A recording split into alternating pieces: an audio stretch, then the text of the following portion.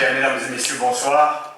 Avant de débuter donc ce conseil municipal, c'est pas encore 18h, il manque une minute, je voudrais vous présenter le nouveau directeur général des services de la ville de Metz, donc M. Benoît Quèvre, qui est à ma gauche. Donc Benoît Quèvre a été recruté par la ville de Metz début juin, mi-juin, comme directeur général ressources. Et lorsqu'il a été recruté, dans la foulée, notre DGS posait sa mutation, sa demande de mutation dans une autre collectivité, près de Carcassonne, donc à Bran. Donc nous avons fait bien sûr une demande de candidature donc, pour un poste de directeur général des services de la ville de Metz, ce poste fonctionnel, puisque M. Cédric Menon avait un poste contractuel. Il a été reçu une dizaine de candidatures, il a fourni des candidats qui ont été triés. J'en ai reçu 4, voire 5, il y a une dizaine de jours. Monsieur Quèvre, donc, qui était DGA à la ville de Metz, mais qui ne devait prendre ses fonctions qu'aujourd'hui, le 16 septembre, donc a postulé, ce qui est de son droit, bien sûr. Donc il a été retenu. Il y avait 4 candidats, pas 5, 4 candidats, potentiellement relativement bien, pour occuper le poste de DGS. Mais j'ai souhaité retenir M. Quèvre, puisque déjà il arrivait le 16 septembre, donc c'était quand même un plus, et ensuite les autres ne pouvaient arriver bien sûr, et c'est normal, que 2 mois, voire 3 mois plus tard. M. Quèvre remplit toutes les conditions pour être DGS de la ville de Metz, donc il était DGS à une époque, donc je ne sais où, mais du côté de les Pyrénées. Ensuite il a été DGS, pour ne pas vous le cacher, donc à la ville de Saint-Jean-de-Audas, et ensuite il a été DGS dernièrement à la ville de Gija. Voilà, donc j'ai recruté M.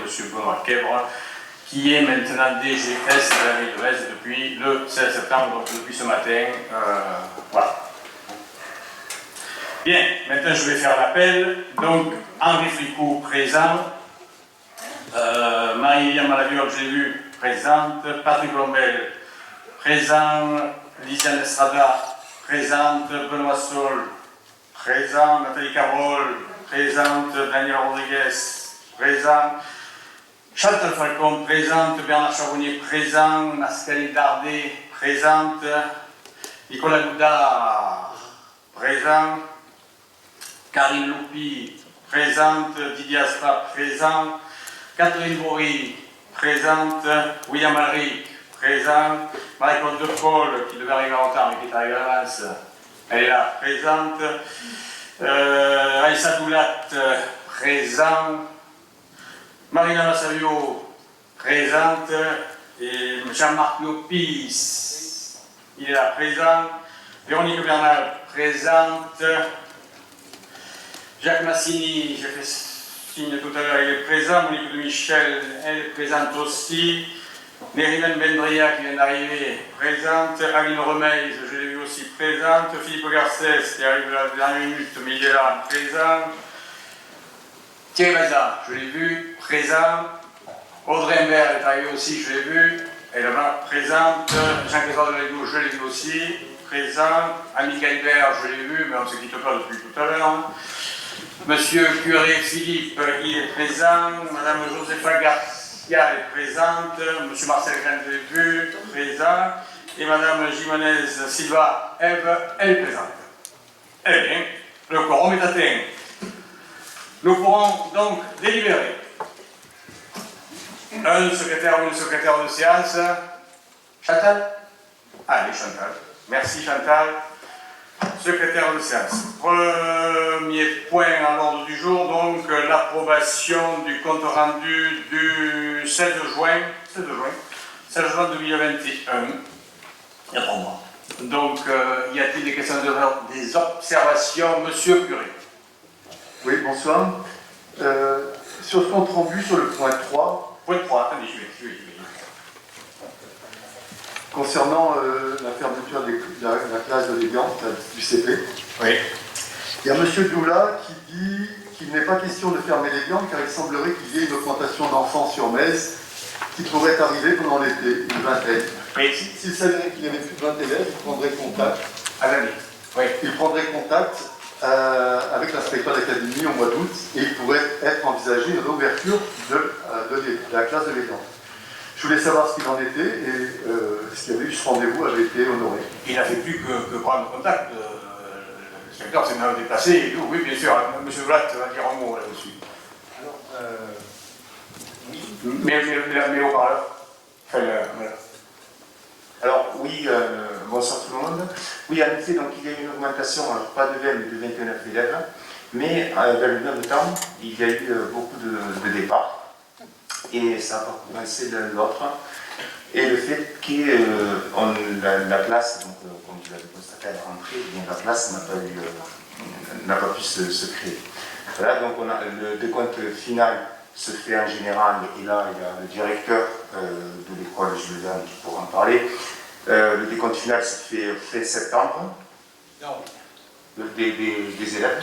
Fin septembre. Oui, Bernard va le confirmer. Non, pas août alors. Aujourd'hui c'était, voilà, donc c'est le décompte final, et à partir de là, l'inspection académique décide si oui ou non il peut y avoir une ouverture de classe ou pas, ou si au maintien tel que ça a été prévu avec l'inspection et avec les directeurs et directrices d'enseignants depuis durant l'année 2019, 2020. Voilà. Non, 21, 22. Hein. Non, durant l'année, donc. 21, 22. 2000, non, je donne du maintien, durant l'année, pardon, 2020-2021. Voilà. Et monsieur Charbonnier, qu'est-ce qu'il a dit alors de ce... Non, je voulais dire simplement que les arrivées de cette année ont permis d'éviter deux fermetures potentielles à l'école du Manceau, qui était en baisse sensible d'effectifs, l'inspecteur de la partie, au regard des arrivées qu'il y a eu pendant l'été juillet et août. Donc au total, quel est le solde en fait, final de... Vous ne savez pas comme ça? Article 0. D'accord, il y a eu autant de départs entre les que... arrivées et les départs. La moyenne de Clémenceau. La moyenne de Clémenceau à la fin du mois de juin était de 23. Ce qui, sans rougir, pouvait arriver à deux fermetures de classe sèches dès la rentrée de septembre. Voilà. Et donc, en plus, bon, et là, nous sommes un peu inquiets. Bon, on espère qu'il va y avoir des arrivées durant l'année, parce que Clémenceau est à 24, il arrive à peine à 25. Et pour l'année de septembre, donc l'année prochaine, donc 2022-2023, il y a de fortes probabilités à ce que des classes ferment à nouveau, non seulement à Clémenceau, peut-être à Jules Verne élémentaire, peut-être à Petit, et peut-être même à Jules Verne maternelle, puisqu'il y aura le départ de la demi-classe de CP. Donc, c'est un travail infantile. Voilà. Monsieur, donc, je ne sais pas si j'ai répondu à vos questions, mais ça ne dépend pas de ma volonté. Voilà. Bien. C'est permis. Monsieur Curé, c'est bon? C'est bon pour cette question-là. L'autre chose, c'était par rapport sur la page 6, concernant la réouverture tardive du cinéma Le Chorus. Madame Cabrol justifie ce retard en disant que cette décision avait été prise lorsque le service a appris que l'État débloquait des fonds de soutien au cinéma en avril. Attendez, monsieur, est-ce que vous êtes d'accord? Est-ce que répondit Mme Cabrol? Parce que si on refait le conseil municipal de Fertière encore, c'est juste que j'ai besoin de précision. Je finis, vous allez allez voir, c'est ça. alors. De soutien au cinéma en avril sans préciser l'année. C'est avril de quelle année en fait il s'agissait? C'est où ça, monsieur Curé? Je souhaite... Mme Cabrol rétorque qu'il ne s'agit pas d'une mauvaise décision, elle a été prise en avril de l'année, de cette année, lorsque le service a appris que l'État débloquait des fonds d'avril de cette année, 2021.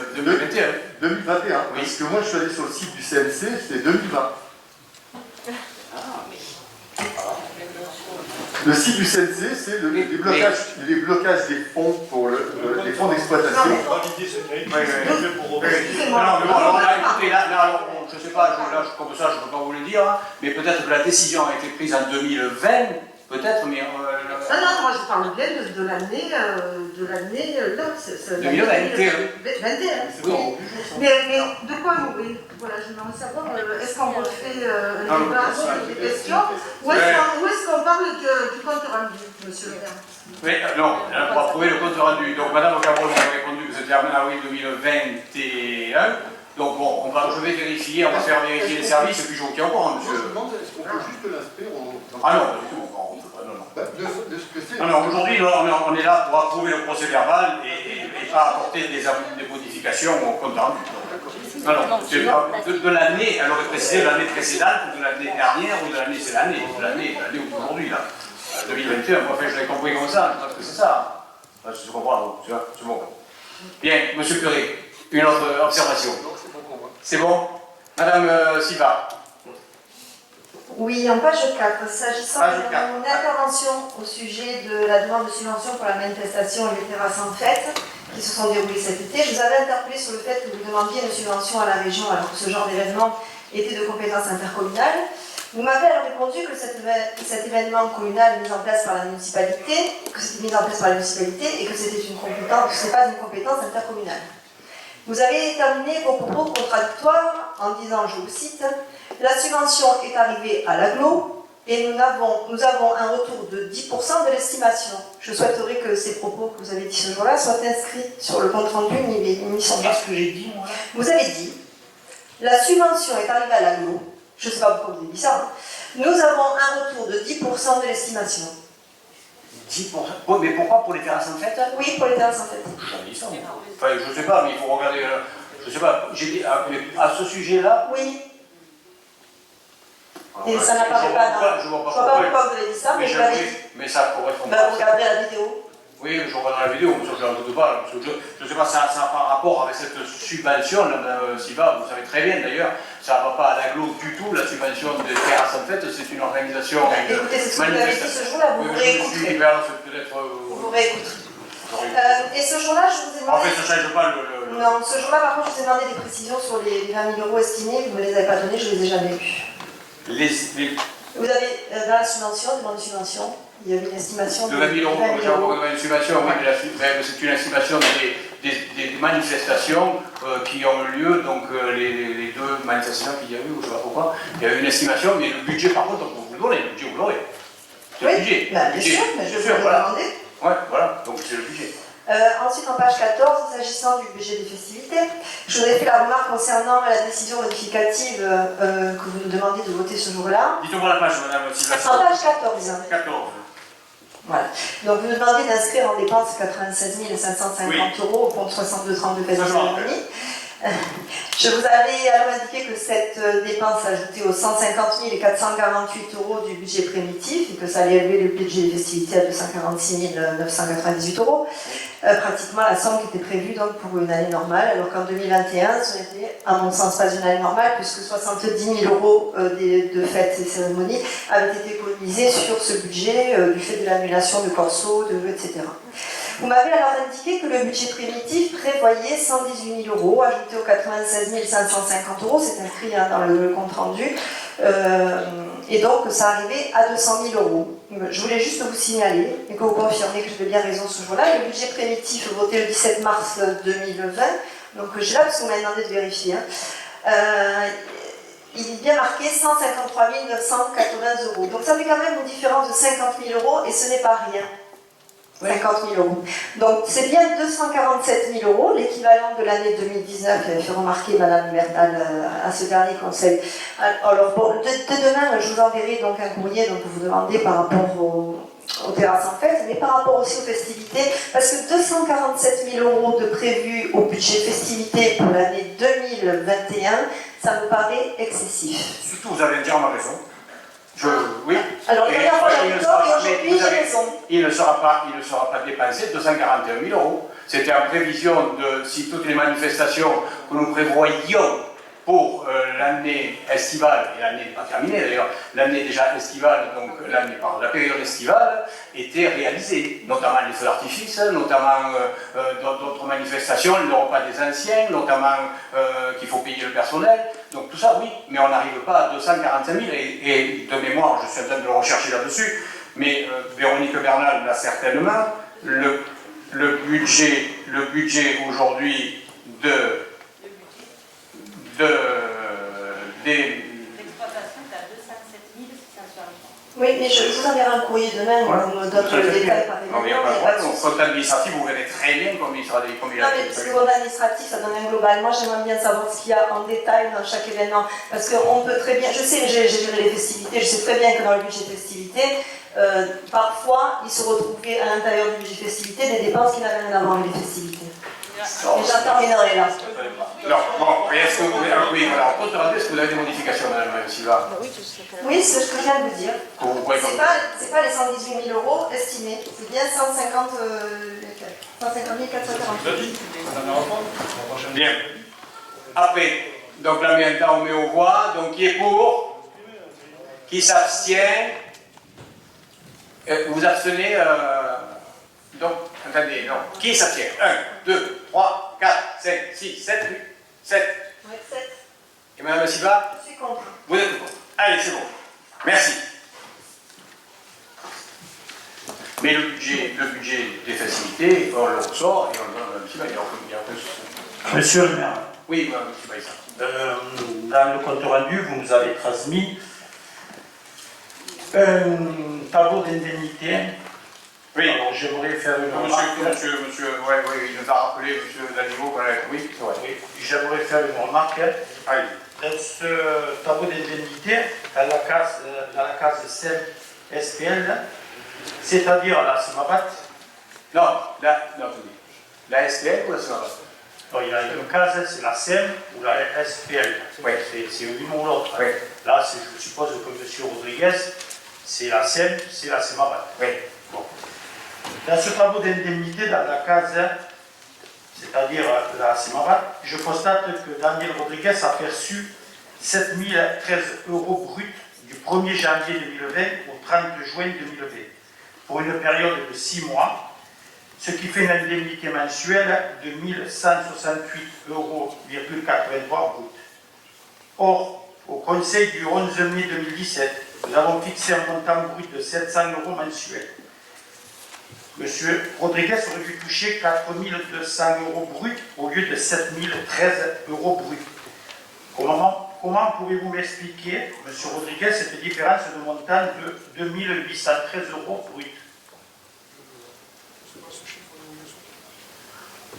Il y a une erreur sur le chiffre, sur le montant? Alors, M. Rodriguez, allumez votre micro et dites-moi combien vous touchiez quand vous étiez à la séance. Je touchais 700 euros brut. Alors, et ça, c'est de can à can. Et la période là, c'est du 1er janvier au 36 mois. 6 mois, hein, c'est ça. Donc 700 euros multiplié par 6, il faut 742. Mais c'est net, hein. Non, non, brut. 700 euros brut. 700 euros brut, ça fait 4 200 en 6 mois. Bon, écoutez, je vais le corriger. On va le corriger si c'est corrigeable, je ne sais rien, je ne sais pas. Là, franchement, je ne fais pas la comptabilité, moi, des heures retenues. Franchement, je ne sais pas. On a marqué le salaire l'indemnité que vous touchez, qui nous a été donné par la SEMABAT, par le directeur de la SEMABAT. J'avoue que je n'ai pas C'est pour ça, j'espère que c'est pas une prime, parce que je sache, il n'a jamais été fait de notification au sein du conseil municipal pour en avoir un avantage particulier en plus du salaire. Ça, je ne peux pas le dire. Madame le maire, vous avez le droit. Oui, non, oui, parce que comme je fais partie également de la SEMABAT, et vous également, il serait de bon ton que vous demandiez à la comptabilité également Oui, tout à fait. de la SEMABAT. Mais Et je suis surprise que M. Rodriguez, qui doit bien étudier le conseil, n'ait pas vu cette particularité sur ses indemnités. Parce que quand même, c'est beaucoup d'argent. À moins que ce soit une prime. Voilà. Oui, ça, je ne sais pas, je ne réponds pas. Moi, je ne veux pas vous répondre à l'éducation. M. Rodriguez doit savoir s'il a une prime ou pas de prime. Oui, il le sait, ça, quand même, M. Rodriguez, vous le savez. C'est un... Voilà, bon, écoutez... D'accord. De toute façon, si c'était une prime, il va falloir la rembourser, hein, qu'on soit bien d'accord. C'est bon? Là? Donc, on a voté... Oui, c'est